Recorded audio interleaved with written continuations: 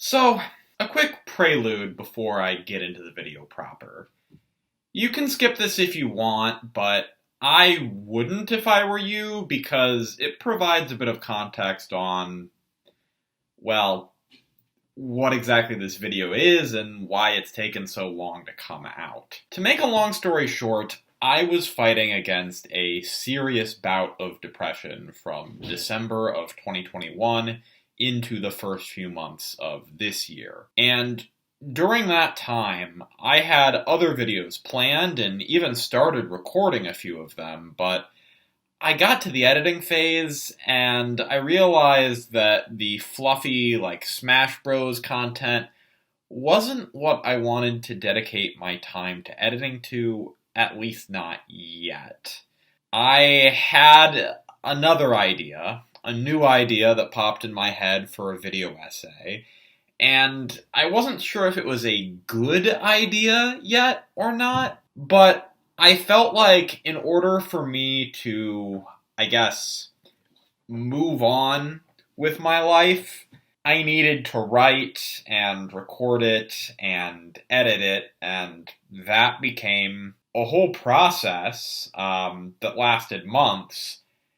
And as that process kept going, of course, with a long-form video essay that takes a long time, and it ended up taking a few months. And that was sort of compounded by the fact that I wasn't sure if this was a good idea to release publicly, so I was like, I feel like I can't edit anything else until this gets out, but am I even going to put this out? It was a whole thing. And over the course of working on this video essay, there were some pretty major life changes. For one thing, I started taking a collage course, and I discovered that I really enjoy making that type of art. Towards the end of this video, you'll see some of that collage inspiration shining through. I take clips of stuff that I've already made and recontextualize them in a new form. And I don't know if it entirely makes sense. I guess I'll let you be the judge of that. But it was at least satisfying for me to put together. The more notable life change, though, is that I beat Bone Hydra for the first time. And I know that that's a vague euphemism, and you'll figure out what exactly that means a little later in this video.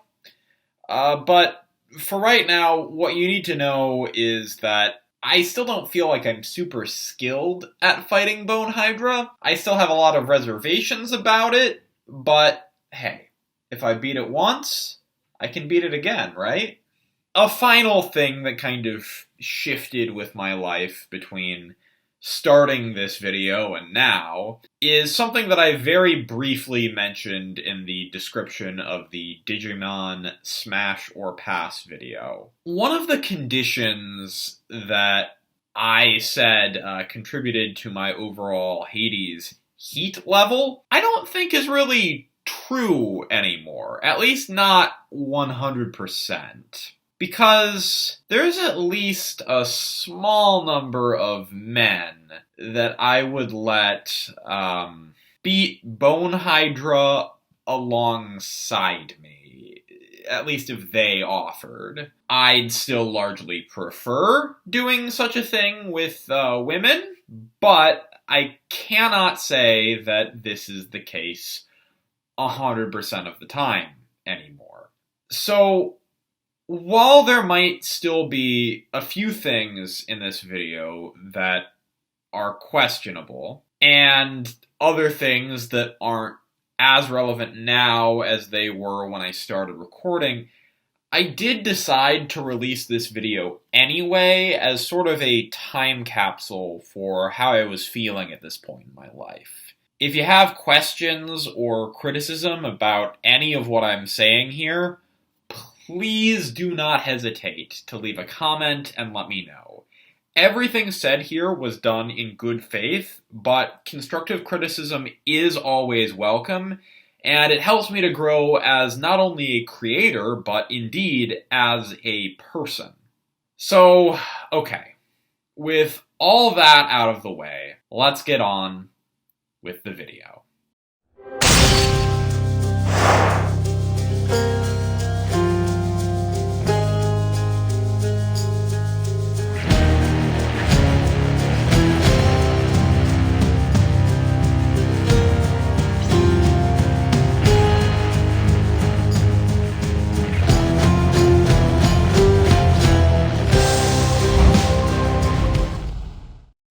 Hey everyone, BDZB Comics here, and quick show of hands. Who all is familiar with the roguelike genre? Now that might seem like a silly question, because I mean, if you clicked on a video about Hades, you're probably already well aware of the roguelike genre.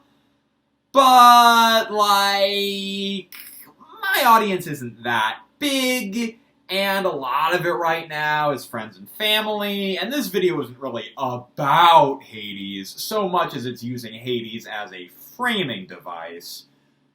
You know, I've done this kind of thing before, and in fact, if you're new here, I would highly recommend watching my videos about My Hero Academia and the Aquabats songs Chemical Bomb and The Wild Sea before continuing on here. Why? Well, I mean, first of all, YouTubers gotta push you to watch their other content. But second of all, I'll be referring back to those videos quite a few times throughout this one, and I don't want you to be totally lost. So, you know, proceed at your own risk. Back to that initial question, though, a roguelike is a style of video game wherein players battle through randomly generated areas, collecting power-ups to grow stronger along the way, and if they die, they have to start all over again from the beginning. It's called that because an old PC game called Rogue basically invented the genre.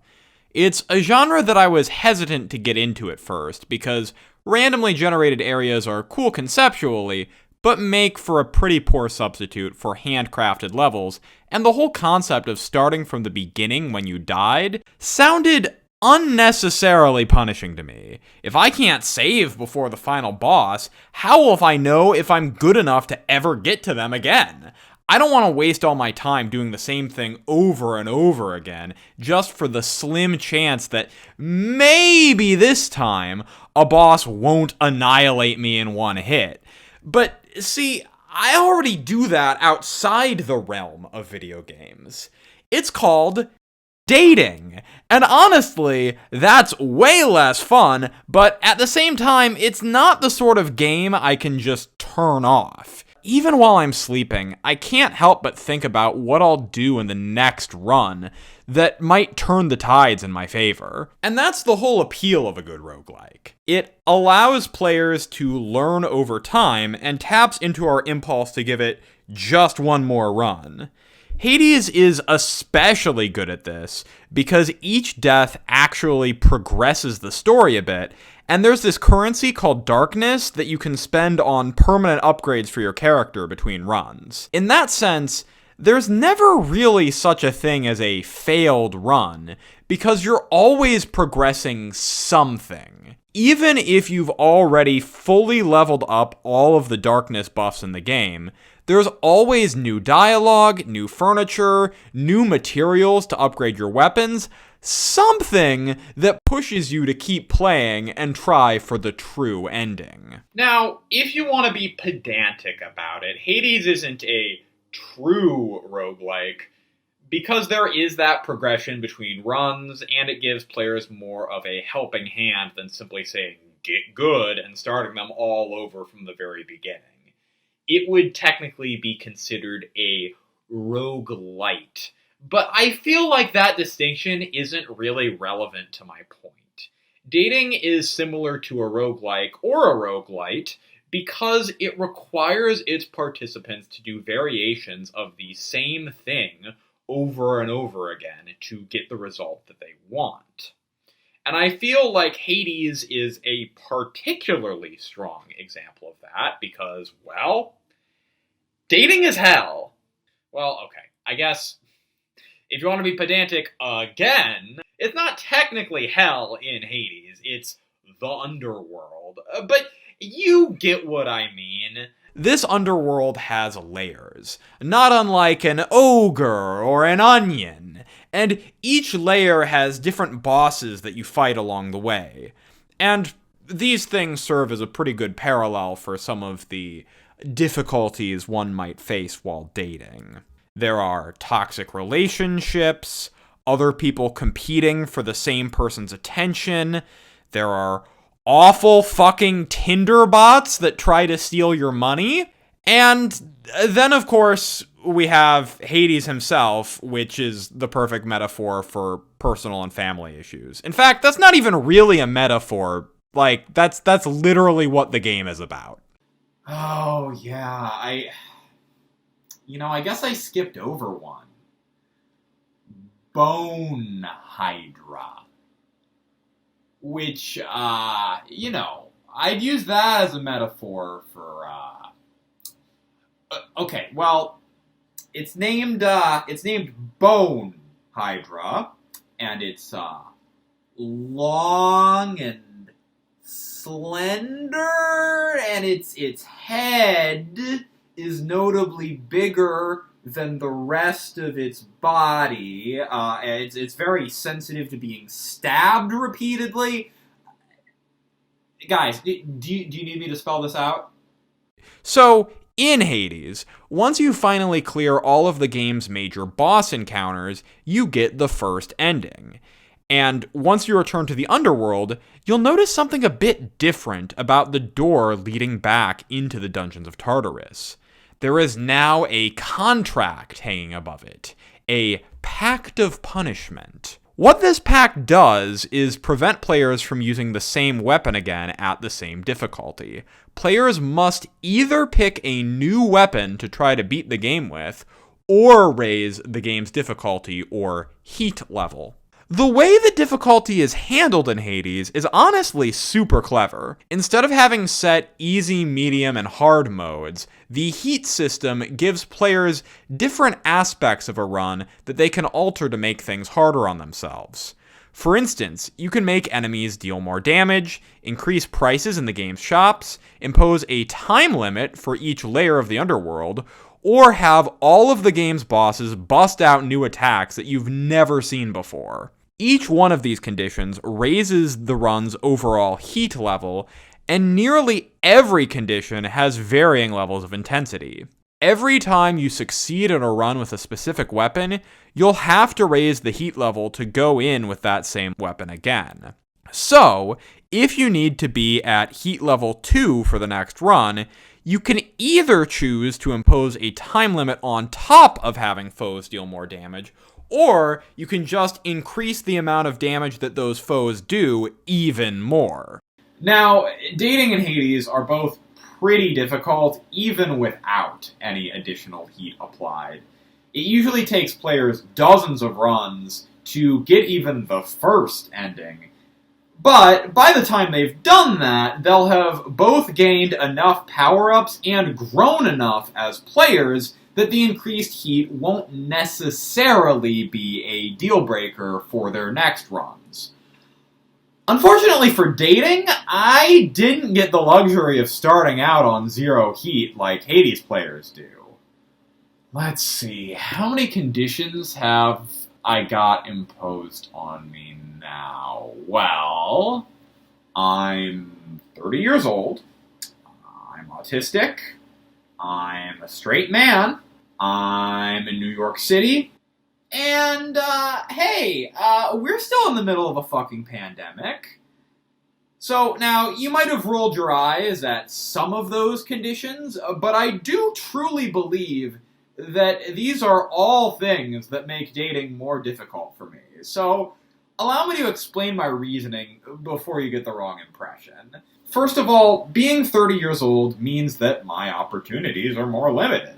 By now, a lot of the eligible bachelorettes from my past have gotten married, and some even have kids. Also, by the time you're 30, there is this expectation that you've already had meaningful relationship experience.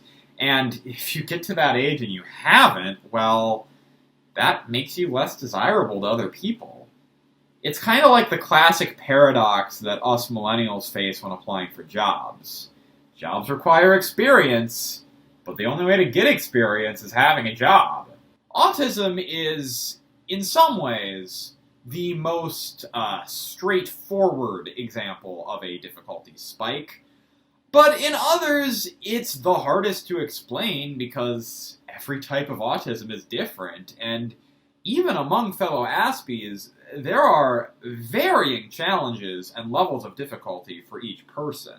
If I had the type of autism that made me want to cut all the tags out of my clothes, commit to the bit, baby, then that would probably impact my dating life a little, but I feel like I wouldn't be that much more worse off.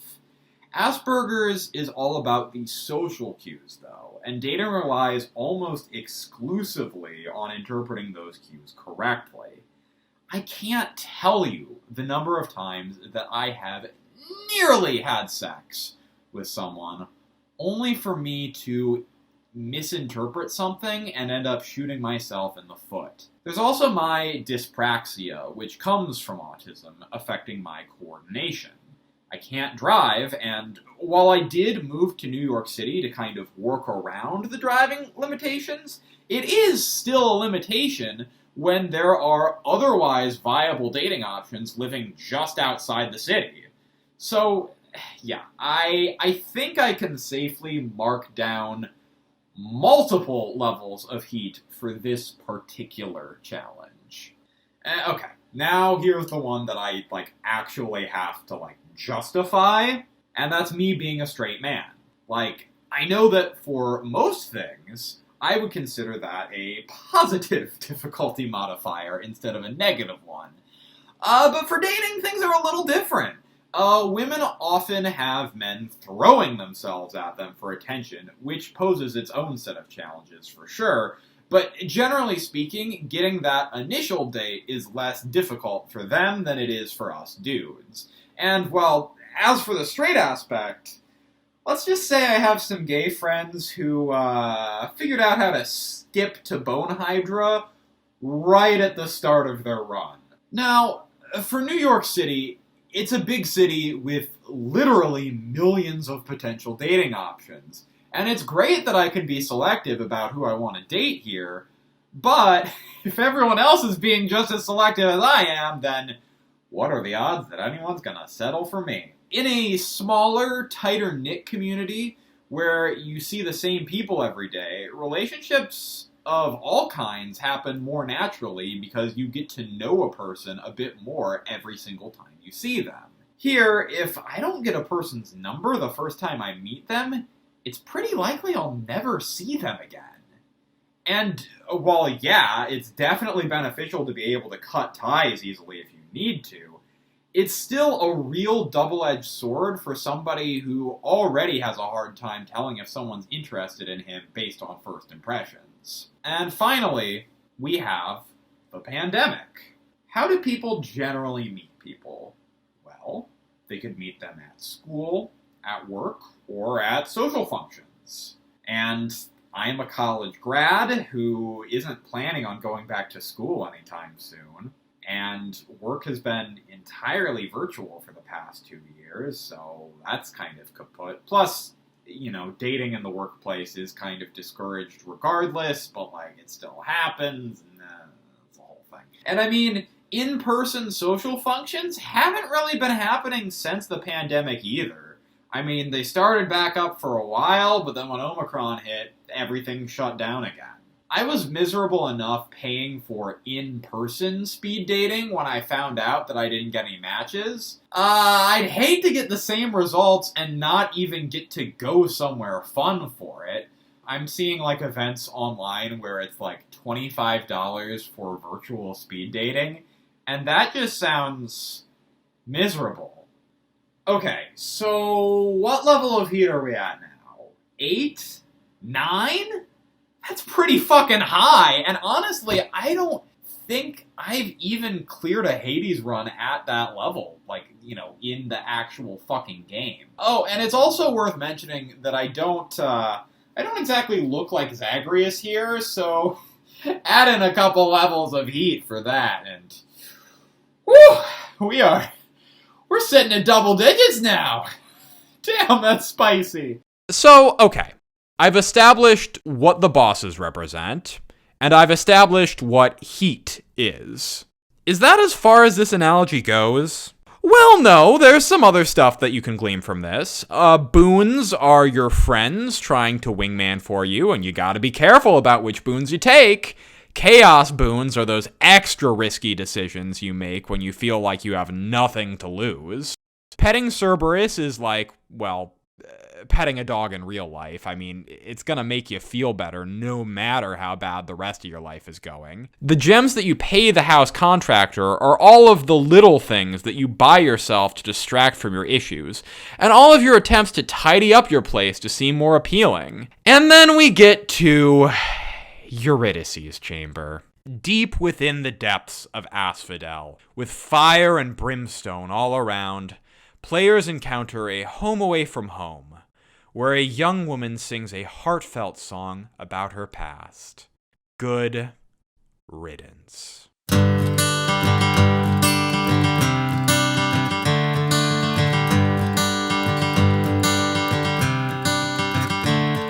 No, not that good riddance.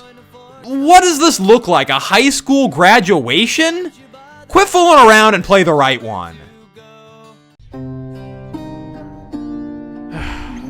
Much better. You can interrupt her song by talking to her, and once you do, she'll offer you a nice, home-cooked meal to prep you for the next leg of your journey. But if you're anything like me, that's not what you did the first time you encountered this area. Not wanting to interrupt, I just sat there and listened for a while. Goodbye to all the plans that we made. No contracts. I'm free to do as I may. When you're going through a difficult time, it's not always a great idea to just rush along to the next thing. Sometimes you need that time to sit and reflect on things. When you do that, you're probably going to feel all sorts of ways. Good riddance certainly isn't this infallible declaration of moving on. There's some bitterness there, and a sense of attachment too. These are feelings that we're often told to bury, but they're very natural responses to disappointment when dating. I think that these emotions are okay to express publicly, a little bit, as long as you're being mindful about how you do it. Good riddance to all the thieves, to all the fools that stifled me. They've come and gone and passed me by. Good riddance to all.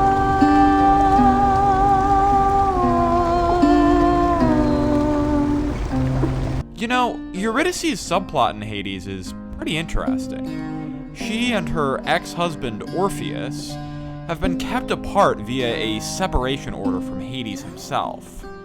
This conundrum is sort of Orpheus's fault, which is why Eurydice harbors such resentment towards him. But, as a player, you can guide them back to each other, and Good Riddance turns from a solo into a duet.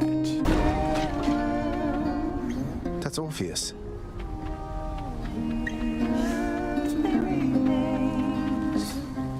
No burdens, no further debts to be paid. So, once Orpheus and Eurydice are reunited, they're able to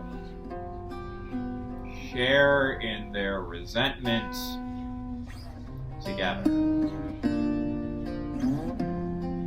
Is that really the lesson I want people to take away from this? Is that really the note that I want to end on?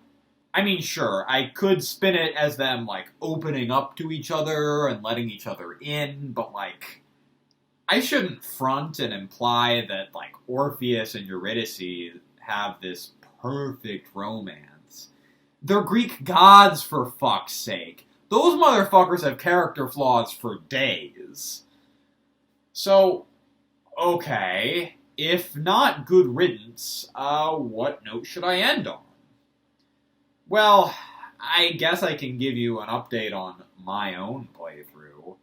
Right now, I am stuck on Bone Hydra. I've gotten 2 Bone Hydra a decent number of times, but I always end up psyching myself out, and I'm never able to finish the job.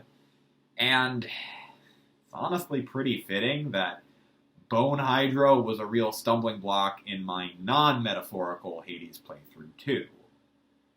But you know what? The first time I was able to beat Bone Hydra, like, in-game, was also the first time I got to the final boss. Now, to be clear, I didn't beat him. Hades wiped me out faster than a 5-mile uphill run wearing training weights in July.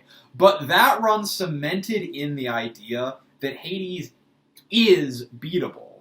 And from that point on, I felt way more motivated to develop a strategy, hone my skills, and get ready for the big fight with Zagreus's papa.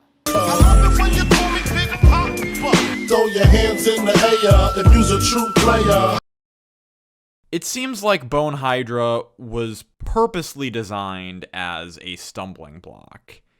It's in a lot of the marketing material for Hades, and alpha versions of the game actually ended on the Bone Hydra fight. Zagreus himself starts out intimidated by the beast, but after enough times successfully defeating him, Zag begins to see it as more of a fun little endurance test than this crazy, insurmountable challenge. He even comes up with a cute little nickname for the beast, calling him Lerny, to really cement just how trivial and normal these encounters have become for him. That's where I want to be with sex eventually, too. But I have to learn the basics first. Look, I know it's not exactly normal for guys to confess their own virginity publicly on the internet, and the spaces in which guys do tend to confess those things are often very toxic and have a super negative view of women. I want to make it very clear that I do not align myself with the modern incel community, and that I know that I'm not entitled to anything from anyone. So then, why am I even putting all this out here? Well, because these video essays are just as much for me as they are for my audience. They're sort of my equivalent to Eurydice's music. They help me to process things, and the fact that people enjoy them and find meaning in them is sort of just an added bonus. It's also because, well, I tried going through the motions of dating and saying that I want a serious relationship and being vague about my situation and intentions and doing all that stuff already, and that shit hasn't worked yet. So I'm going to try something different. Maybe I can aim for that true ending eventually, but right now, I just want to share some ambrosia and get straight into that Bone Hydra fight, and I don't think I should have to feel ashamed for wanting that. Oh, ye gods. I never thought I'd be here. If that chemical bomb hadn't gone off, I'd have a more active social life, and maybe I wouldn't be in this mess right now. If I hadn't crashed my ship earlier, maybe my dad, the Viking, and I would all still be sailing on the wild sea, free of any cares in the world about any of this. Man, I need Deku's willpower right now. That willingness to get hurt to improve yourself and become the best hero you can despite the challenges. See? I told you there'd be callbacks. You know, when I put up that My Hero video back in 2017, something pretty interesting happened. I opened up about how hard it was for me to find a job, and then about a month later, I got a new job. Now, I'm not saying that my new employer watched that video. In fact, they almost certainly didn't. But it's just that putting my thoughts into the ether sort of cosmically manifested a resolution to that issue. So, I don't want to get my hopes up too much, but maybe the same thing can happen here? The universe can do some pretty bonkers stuff sometimes, so I wouldn't put it past it. But in the meantime, I'll be back in Tartarus, trying out some new builds. My god, that's fucking cringe. That's so fucking cringe. Why did I say that? Because at this point, it's whatever, right? I have to embrace the cringe. This is BDZB Comics, signing off. Farewell to all the earthly remains. No burdens, no further debts to be paid.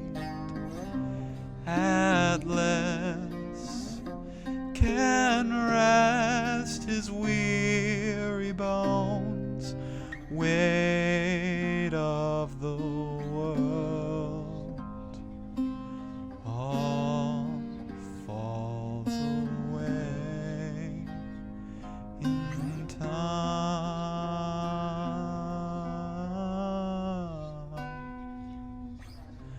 Goodbye to all the plans that we made.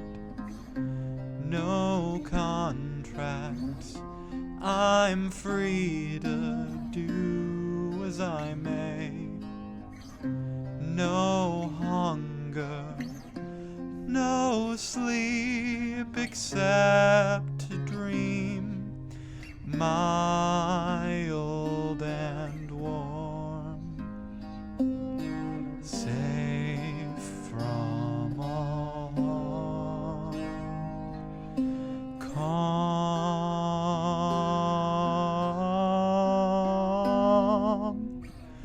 Good riddance to all the thieves, to all the fools that stifled me.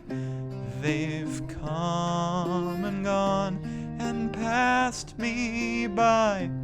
Good riddance to all.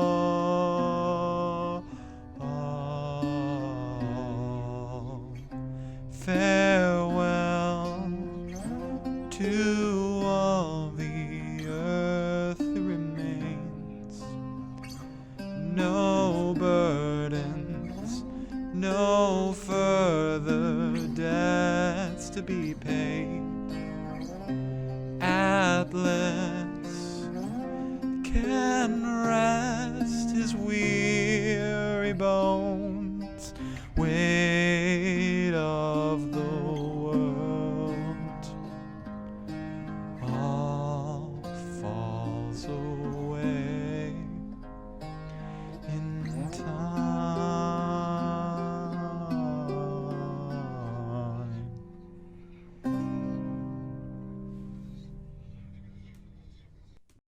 Is that really the note that I want to end on? No, of course not. Don't give in to bitterness. Remember, despite everything, it's still you. 3, 2, 1, and I said, hey, what a day. We can learn to work and play. I said, hey, what a day. we can learn to work and play. I said, hey, what a day. We can learn to work and play. I said, hey, what a day. We can learn to work and play. This is Benjamin Brown, and this is my introductory video. Now, younger siblings everywhere, should I win, will be on top! We need to work together, as a people, if we want to make things better. Which is why I have prepared this message. Remember, next time you feel like the world is doomed, just think about how it could be slightly worse. Get together, make things better. Open up your eyes and ears. Get together, make things better.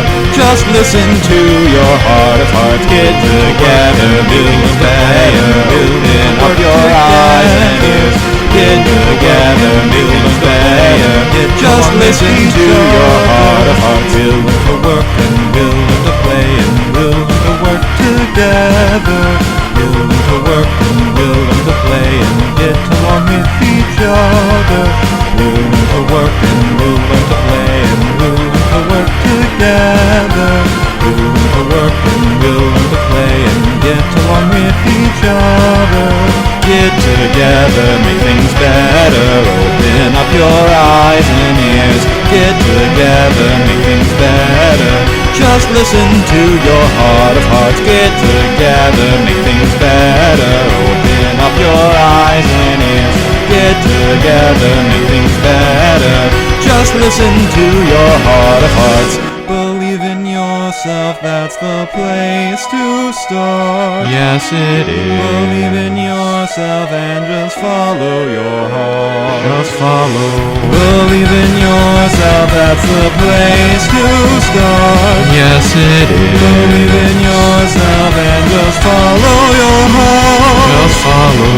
Believe in yourself, that's the place to start. Yes, it is. Believe in yourself and just follow your heart. Just follow. You know that it's a simple message. It's so simple and it comes from the heart.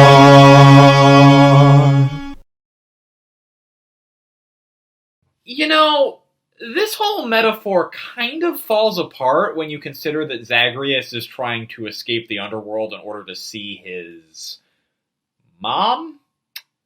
Like, the implications of that aren't great, but you do got the drip